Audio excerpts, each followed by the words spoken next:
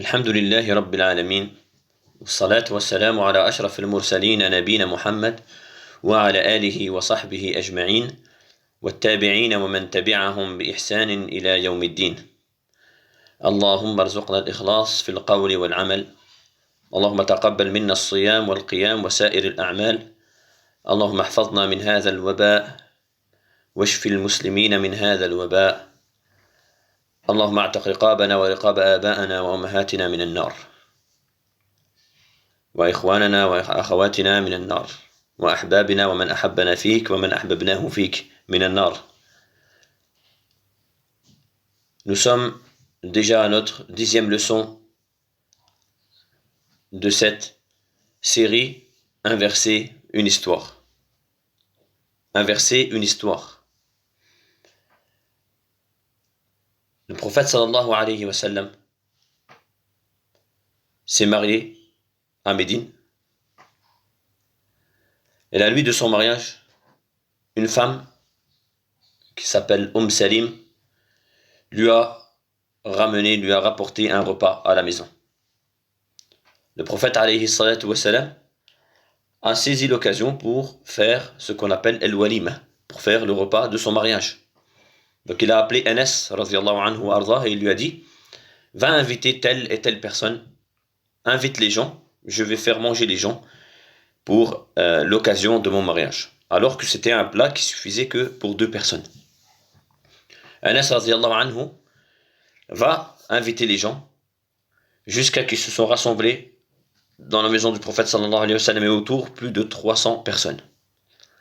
Le prophète sallallahu alayhi wa sallam leur a ordonné de se mettre par groupe de 10.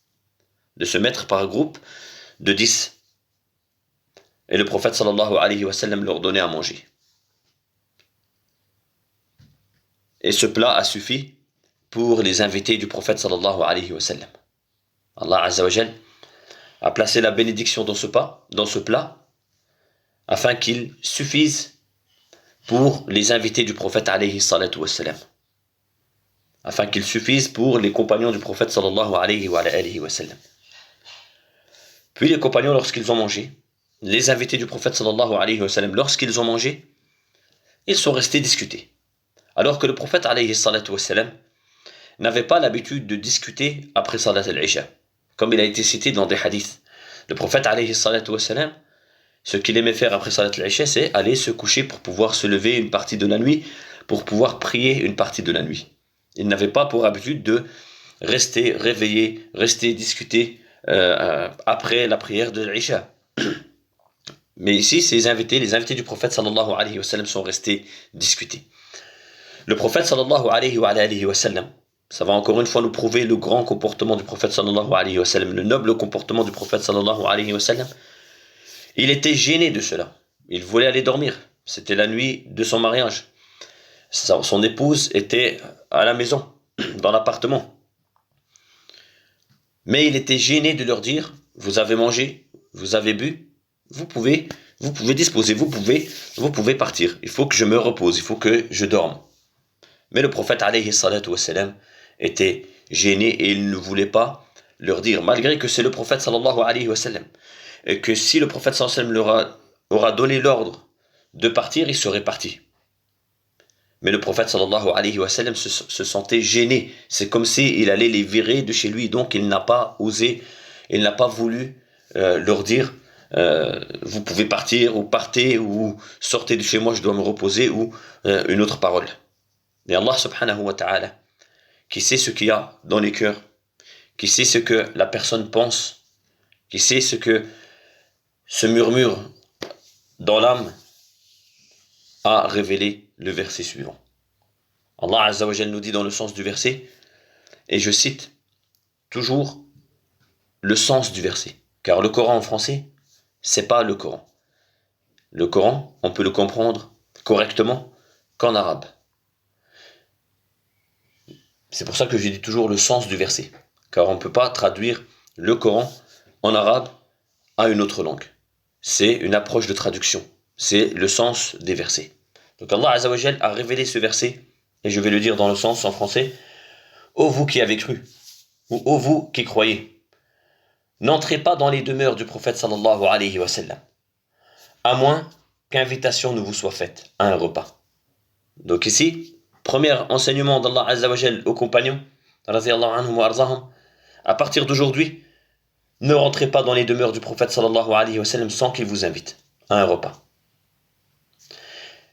Ô vous qui croyez, n'entrez pas dans les demeures du prophète sallallahu alayhi wa sallam, à moins qu'invitation ne vous soit faite à un repas, sans être là à attendre sa cuisson. Mais lorsqu'on vous appelle, alors entrez.